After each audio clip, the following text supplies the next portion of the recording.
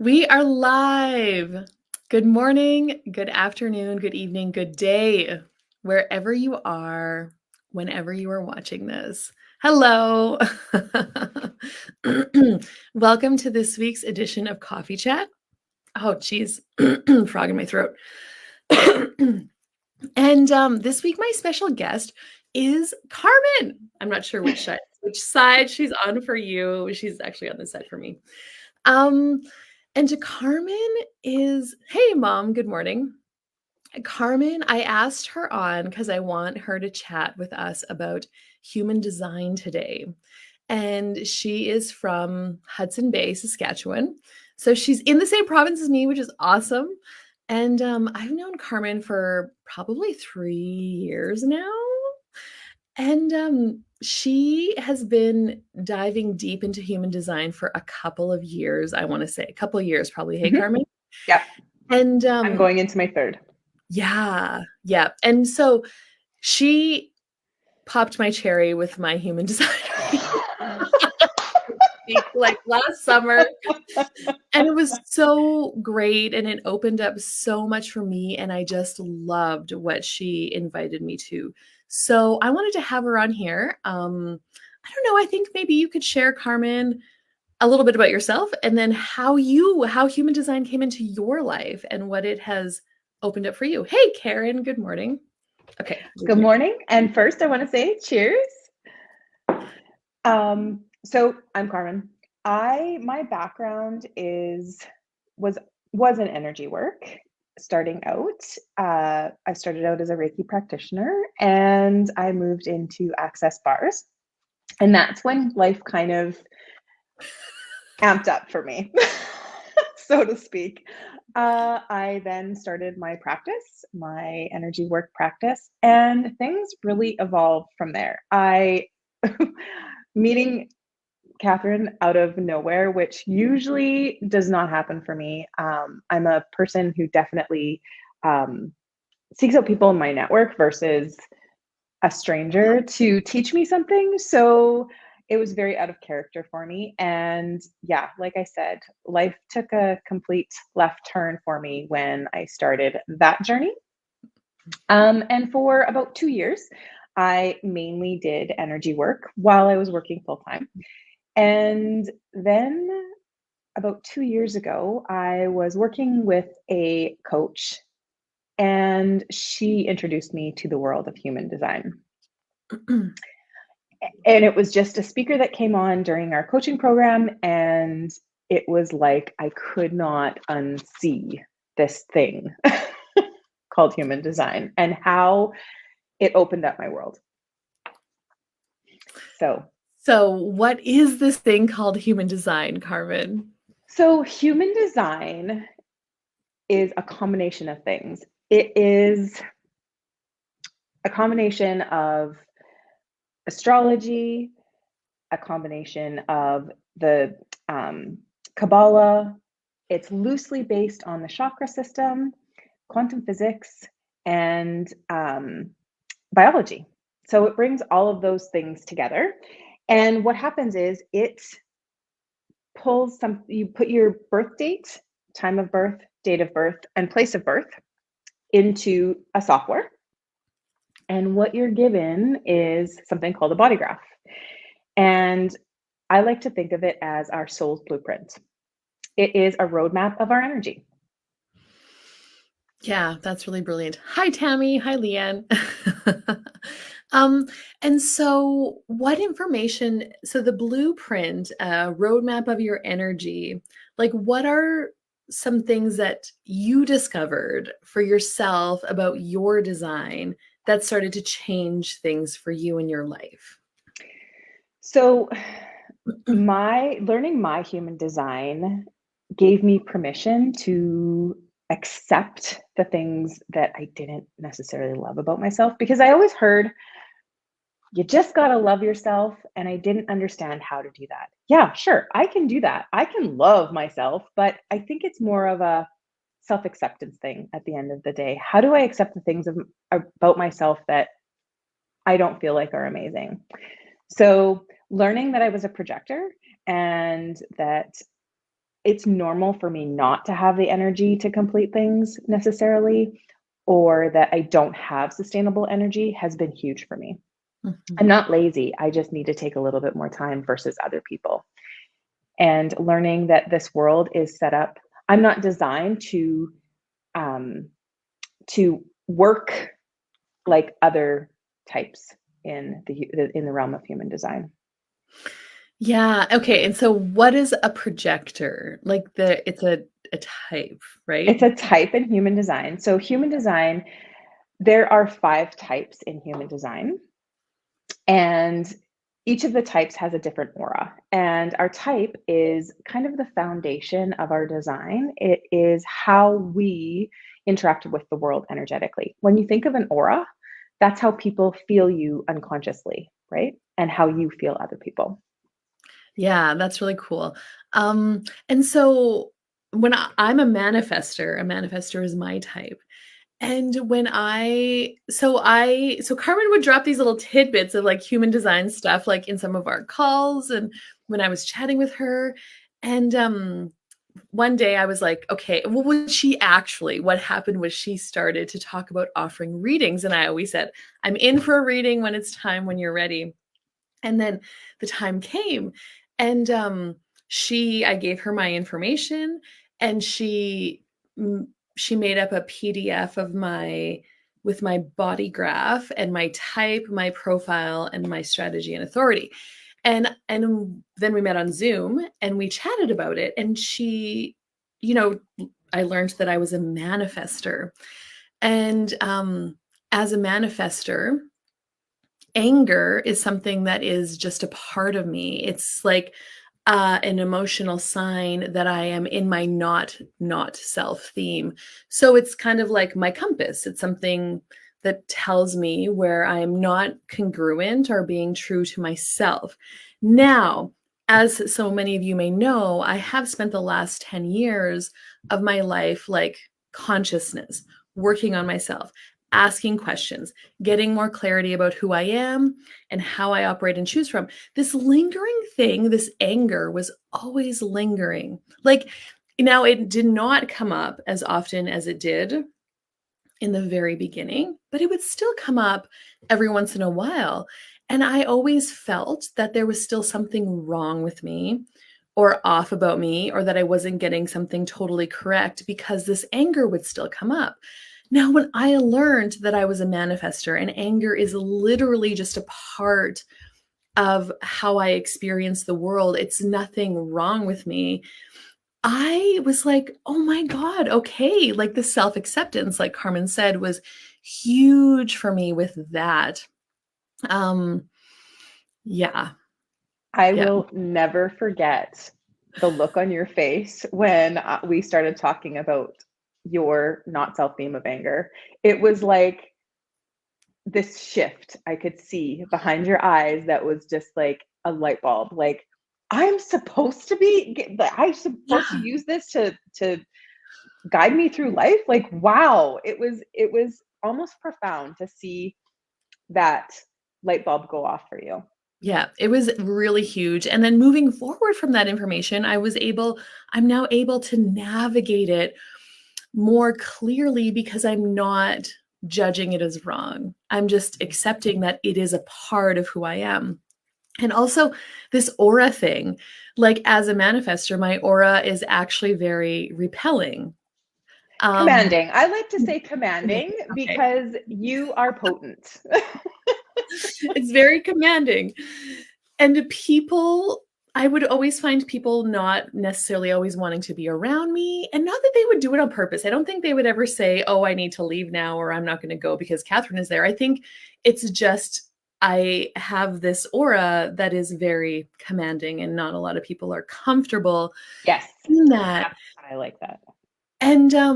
And that's okay about me. That is totally fine. And I remember looking back, I could see now how I would try to like soften it or make it more comfortable for people Make yourself without smaller. make myself smaller. And it's like, no, like own it and it is okay. And that's just how I am. And that again was another piece that was huge for me. And And I can see, so I also do horse training. I do so many things with when I'm teaching horses, riders, and lessons.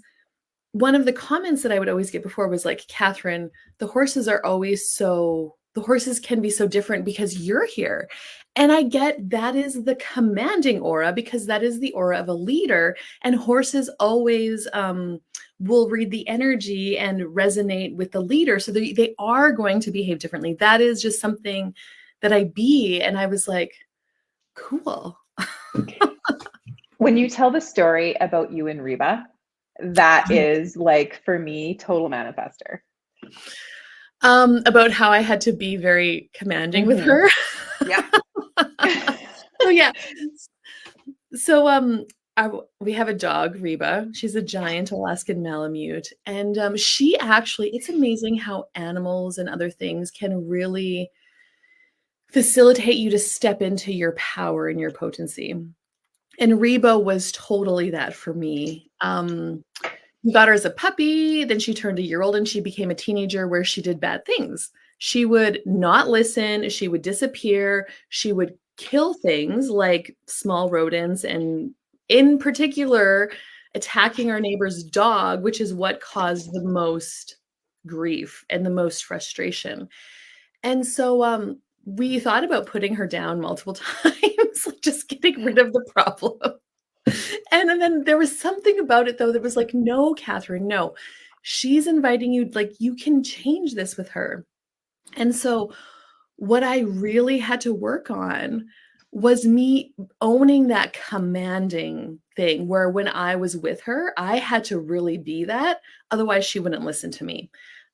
She had to believe that I would kill her if she didn't listen to me. And in order, again, with animals, they speak the language of energy. I can't lie to her because she's going to know the energy is not congruent. So I had to really embody that energy.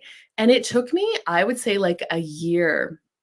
And I had to be so present because multi-focused, because if I would be working with a horse and she was with me, if I wasn't commanding and present with everything around me while I was doing this task, she would disappear. And that's when she would do bad things. So I had to learn how to cultivate this presence and energy and being. And now I'm happy to say Reba is the most amazing dog. She's a great partner. I can trust her and leave her out. And we have a really great relationship, but it was very frustrating. Now she's also invited Trace and Helena, like my kids, to be that with her too. So she's really invited us all to step up our game of being. Mm-hmm. Mm-hmm. That I just, yeah, to me, that's just like stepping into that manifester aura. Another thing for me that human design has really done is changed how I look at people, my relationships with people, because it's allowed me a level of compassion that I didn't have before. Yes. And it has really exponentialized some connections that I've made with or have with my family as well. Yeah. And completely changed how I look at some of my relationships. And that level of understanding has just completely skyrocketed. Me too. Me too. Of course, like the next thing I did was like, what is Travis's human design? You know, Right? I like texted my mother-in-law to see if she knew what time he was born, and she replied back. So I looked it up and I found out that he is a generator. And he has some things within his design is he really thrives on being connected, like a deep Mm-hmm. connection with another person, which would Generators be are so relational and so, yeah. yeah, So the aura is just like a warm hug. yes. And then there's me, the manifester, who is so commanding, I guess, but I was using my commanding in a very repelling way. And I would think that he would do these things to make me mad sometimes, like where he would want to come around me and like be around me, which sounds terrible that would frustrate me, but it would because I'm like, can he just go and leave me my space? But then I learned I'm like, he's not actually trying to piss me off. He actually is looking for this connection with me, which then once I realized that, I was like so happy to start to be that for him more and with him more. and recognize that that is something he needs to flourish, like to grow. And then also honoring myself, alone time is important for me.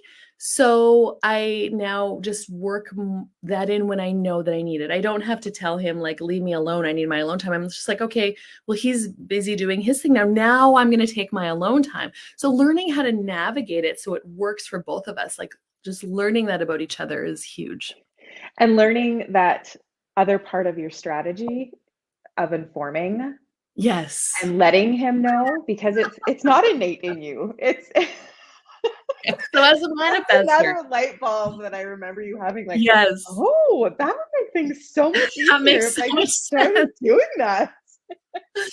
As a manifester, I'm here to like initiate a lot of things, which, if those of you that watch me on social media or in my world, you are aware that I initiate a lot of things. And I don't often tell important people in my life, or I wouldn't tell them till the last minute. And I guess there was always this underlying fear that they would want to stop me or tell me no or control me. Or honestly, sometimes I would just forget, because in my world, not that they don't matter, but it's just different. And then that would definitely cause a lot of turbulence, because it would be like a week before I'm heading out for class, and I would finally tell him, "Oh, by the way, I'm going to be gone for like 3 days." The poor guy. But I would have everything set up, basically. Like I would never expect him to handle, like everything would be set up. I was just, but more forward notice. So actually, before I found out I was a manifester and informing was important, I would set up kind of meetings with him. Like I would be like, "Okay, tell me when you're ready to sit down and I'll let you know what's going on in my life for the next couple of months, so we both know." And then I would write it on the calendar. And then just like that communication piece was so Mhm. important. Yes. So I, like, the poor guy, I'm like, I don't know how he put up with me for so long sometimes, but obviously wasn't that bad, but I could see where um not honoring that informing piece with my initiation was important in relationships. Yes. Yeah. I found once I knew my design, like you said, I wanted to know everyone's Yes. design. And I kind of went down that rabbit hole. Mhm. The next step for me was starting to embody my design. Yeah. And what are the puzzle pieces that I need to implement so that life goes a little bit smoother for me? And that has been, it's been mind blowing how things have changed for me, because when I am doing the things that are in alignment with my design and living my design, I things just kind of come into my life. Yes. It's unreal how things have changed. And like anything, it is, life happens and it doesn't always go the way that we plan. So, and Yeah. just it's easier to be in that space to navigate when Yeah. other things do come up that aren't so great. Well, so Carmen, you're going into your third year of HD Wild, is that correct? Yes.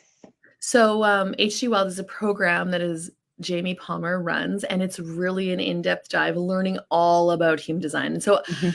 I was like, after Carmen gave me my reading and I'm doing research, I'm like, I think I want to do this program. So I also jumped in, but later in September, like just recently.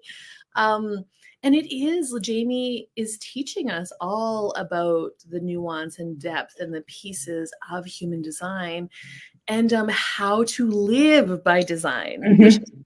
you know, live by your design. Yeah, which is I really find a lot of times we learn our design and it's just this piece of paper or this philosophy versus that we don't actually implement in our lives. And I think the magic of human design is when we actually start living our design as an experiment, figuring out how the pieces come together. And that's when that's when human design really is impactful, I think, yeah, totally. on a whole different level. Yes. Okay, Carmen, you have some business stuff going on. Would you I like to tell do. people what you have going on and invite them?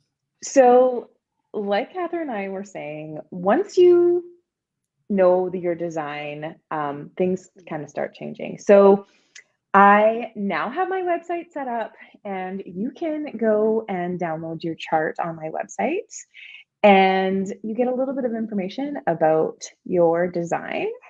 And if you want to dive deeper, we can do something called a human design reading. And depending on your level of knowledge, we can dive into your human design on any level. That is very cool. So I'm going to include that link with this video and Carmen's information if you would like to connect with her on that.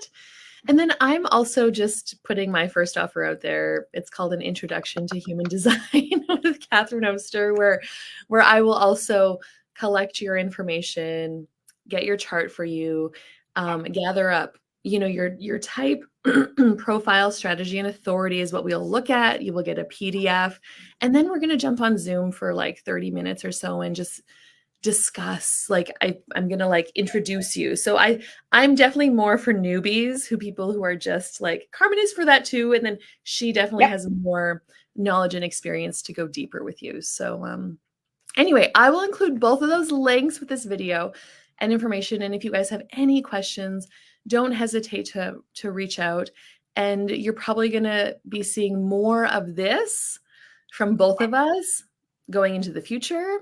So stay tuned. This was so fun. Thank you for inviting me to geek out on human design. You're welcome. Thank you for coming. And thank you guys for watching. And I will see you later. Have an amazing rest of your day. Bye-bye for now.